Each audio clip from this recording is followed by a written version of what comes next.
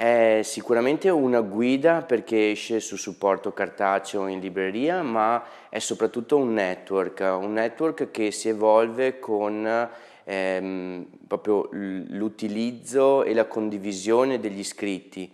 Quindi mi sento un po' speciale perché abbiamo questa grande interazione sia con i ristoratori che selezioniamo, ma anche del pubblico finale che attende qualche nuova curiosità.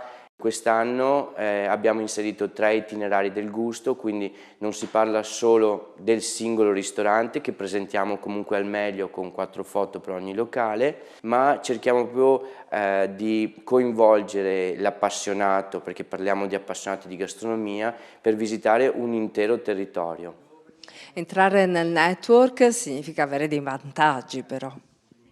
Giustissimo, da sempre Ristoranti che Passione si è connotato anche per una tessera associativa con promozioni importanti. È una guida che interagisce molto col cliente finale, non è solo il commento del gastronomo calato dall'alto, ma si interagisce proprio come un network.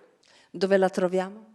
Oltre che nelle librerie, la potete ordinare sul nostro sito, ricordo www.chepassione.eu, tra l'altro gli anni scorsi anche miglior sito d'Europa.eu, oppure semplicemente la cercate col cellulare, abbiamo un'app, quindi si può interagire in un primo momento gratuitamente, molto semplice da ricordare, app.chepassione.eu.